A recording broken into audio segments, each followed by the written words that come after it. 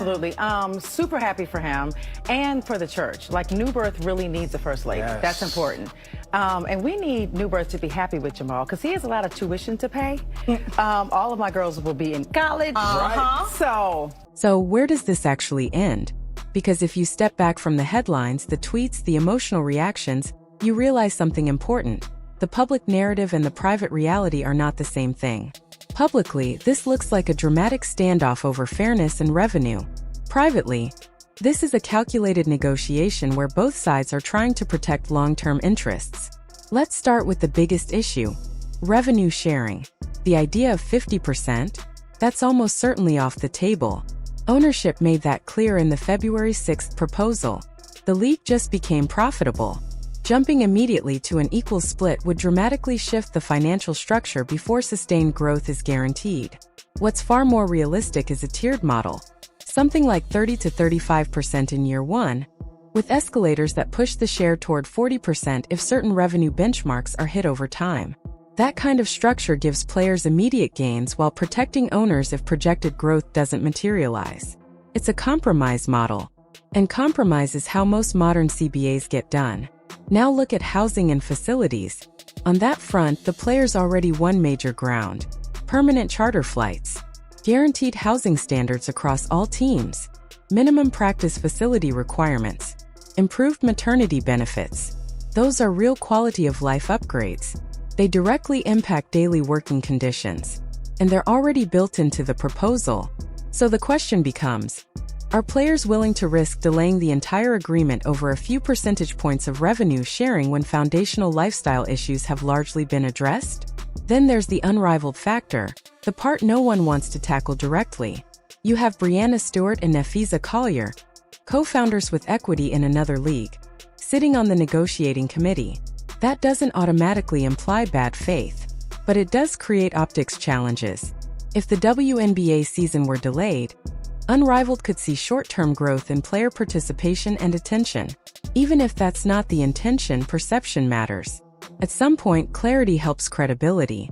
Either step back from direct CBA negotiations during this window or temporarily distance from unrivaled leadership. Trying to balance both roles invites skepticism, even if everything is being handled professionally. Next comes timeline pressure. We're roughly 2.5 months from the scheduled start of the season. Expansion teams need to finalize rosters. Free agency needs to open under clear financial terms. The college draft needs structure. Training camps require planning. Every week that passes compresses the schedule further. Logistics don't care about negotiating strategy. If this stretches into late March, operational strain becomes unavoidable. And the players know it. That anonymous quote about doing a lot of asking, but needing a lot of doing reflects someone inside the union recognizing reality. Demands are one thing, execution is another. At some point, leverage can flip. The longer this drags, the more pressure builds on players to secure a deal and protect the season. The ESPN survey also revealed something significant: internal division. When players anonymously describe their own demands as potentially greedy, that signals fractures. The WNBA Players Association operates on majority support. If enough players decide stability now is better than maximum leverage later, the more aggressive faction loses momentum. Here's the most likely outcome.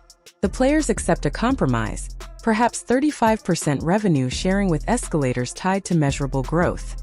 The deal gets finalized by early March. The season starts on time or slightly compressed. Expansion moves forward quickly. Free agency opens in a rush. The league stabilizes publicly. But the bigger takeaway isn't just about percentages. It's about evolution. For years, the WNBA operated in a subsidized structure.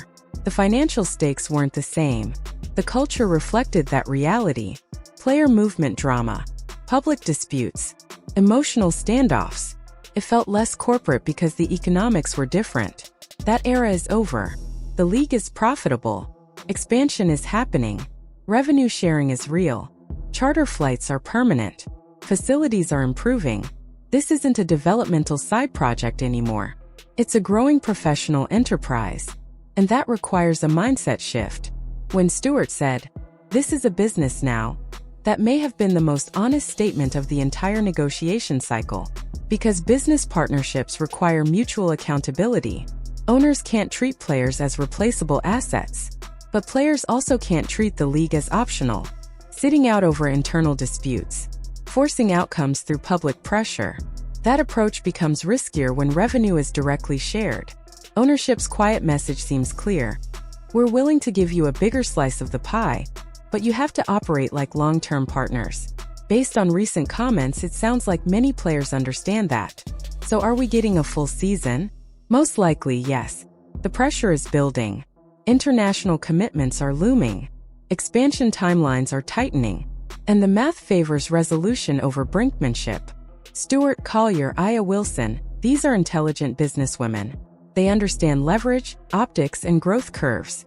The smarter long-term play may not be squeezing every possible percentage point today.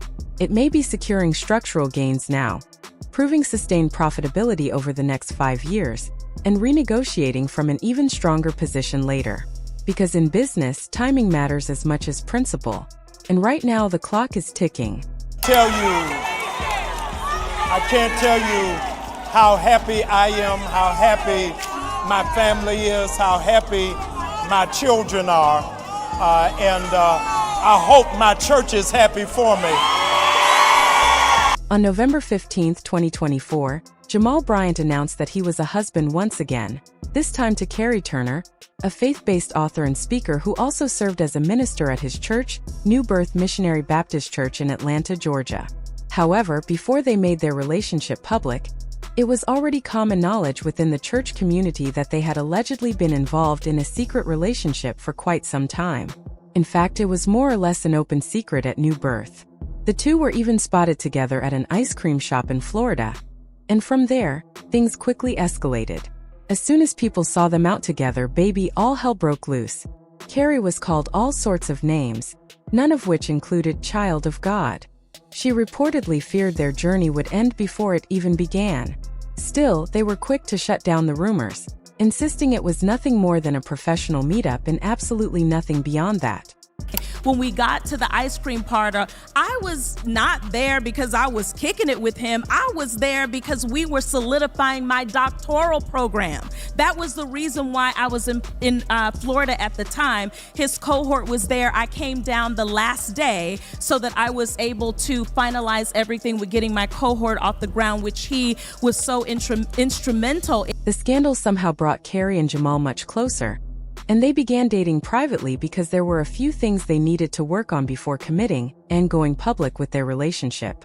After they got married, you best believe Carrie and Jamal went straight to work clearing up any and all rumors about them. If you ask Carrie how she and Jamal met and ended up together, she'll tell you it was a fairy tale sent by God. They met after she accepted a job at his church, and most of the time they spent together was short and professional. Carrie explained that it was her first experience working in a megachurch, and she wanted to avoid anything that might make people think she obtained her position in a way that could compromise her integrity. She was determined to maintain professionalism while building a genuine connection with Jamal. And so people were like, oh, they've been dating since 2017. I didn't know this man in 2017. I knew of him, but I didn't know him. But that's really what Giselle can't take seriously. She reportedly knew that Carrie was already in the picture, especially when she and Jamal tried giving their marriage a second chance. Giselle and Jamal were married from 2002 to 2009 and had 3 daughters together. When they later divorced, Giselle admitted she couldn't stay anymore because Jamal cheated on her every chance he got. By then, he was already a pastor, but that reportedly didn't stop him from having a new woman on his arm almost every night. Even though he knew he had a wife at home, it still didn't stop him. There are even allegations that Jamal had a love child while married to Giselle and had paid off the mother to keep it quiet. Things got so bad in their relationship that Giselle had to check into a mental institution after discovering he had fathered a baby with another woman. Despite all that, they remained friends and occasionally saw each other, maintaining a co-parenting relationship. Being in close proximity eventually brought them back together. Giselle publicly announced that they were officially back together. This time they were taking it slow, but she liked the direction they were heading and was open to seeing what this rekindled relationship could become. Giselle put all of the past cheating behind her because she cherished spending time together as a family and didn't want to hold his mistakes over him for the rest of his life. She wanted them to learn and grow from their experiences.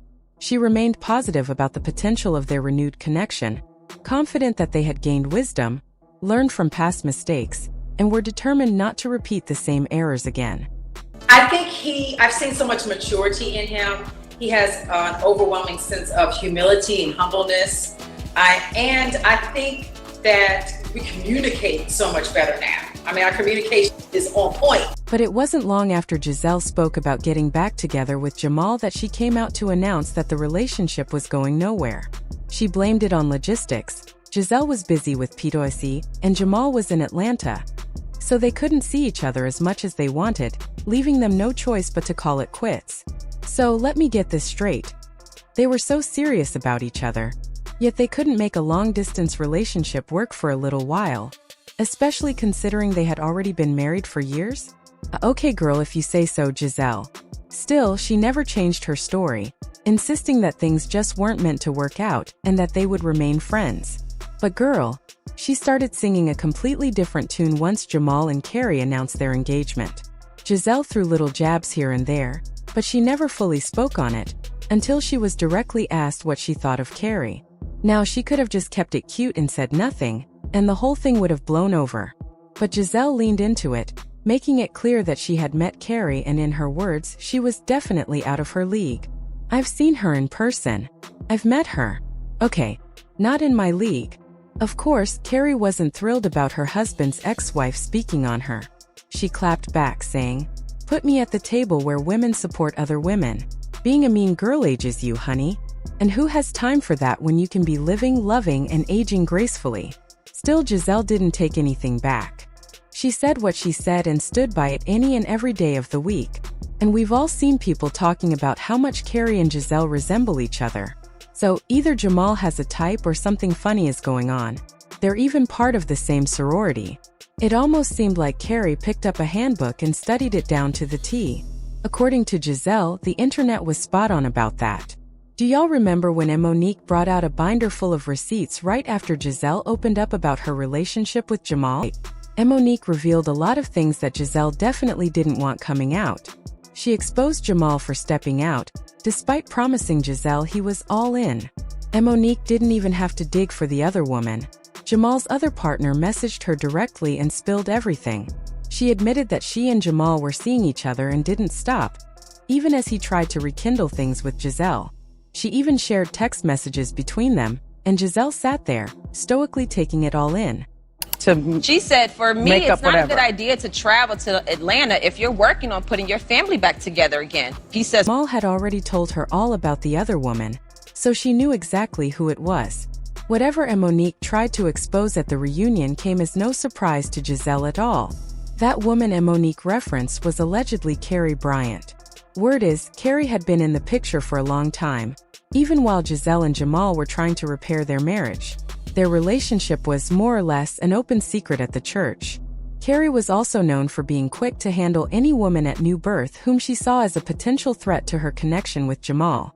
Afraid to let her go because she gonna blow the shit up the same way she blew the last pastor up in Texas. Y'all, sources are saying that Jamal wasn't exactly the first pastor Carrie tried to get with. And once she landed Jamal, she wasn't going to let anyone get in her way, not even Giselle. So, all that talk about Carrie trying to look like Giselle to keep Jamal's attention might actually be true, and the internet definitely has a lot to say about it. It seems she purposely tries to resemble Giselle, while Giselle is aging gracefully without all the makeup or fillers. Jamal found someone who looks physically as close to Giselle as possible, the same facial features, body size, and even the same sorority. But what do you guys think about this? Sound off in the comments and don't forget to hit that like button and subscribe. I'll see you in the next video. Bye, Celebstrum. I've seen her in person. I've met her. Okay. Not in my league.